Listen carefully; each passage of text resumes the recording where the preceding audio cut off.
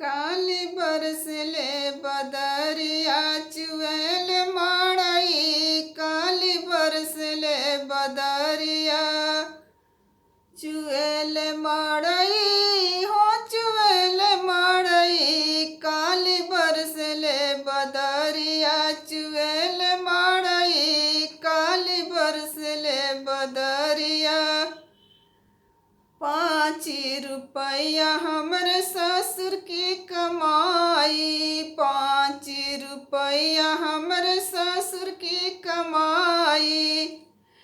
और रोटियां जुटाई की छवाई माड़ई। काली बरसले बदरिया चुएल माड़ई। काली बरसले बदरिया चुएल माड़ई। काली बरसले बदरिया 10 रुपया हमरे भासुर की कमाई। 10 रुपया हमरे भासुर की कमाई।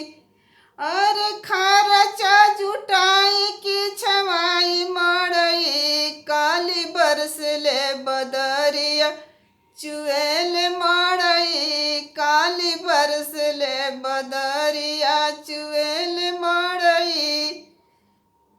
20 रुपया हमरे देवर की कमाई। 20 रुपया हमरे देवर की कमाई।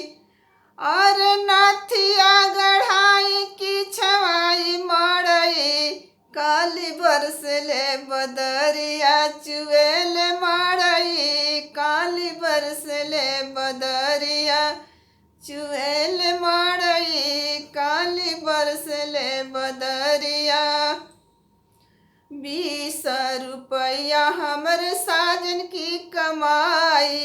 20 रुपया हमरे पालन की कमाई। और लड़का पढ़ाई की छवाई माड़ई। काली बरसले बदरिया चुएल माड़ई। काली बरसले बदरिया चुएल माड़ई। काली बरस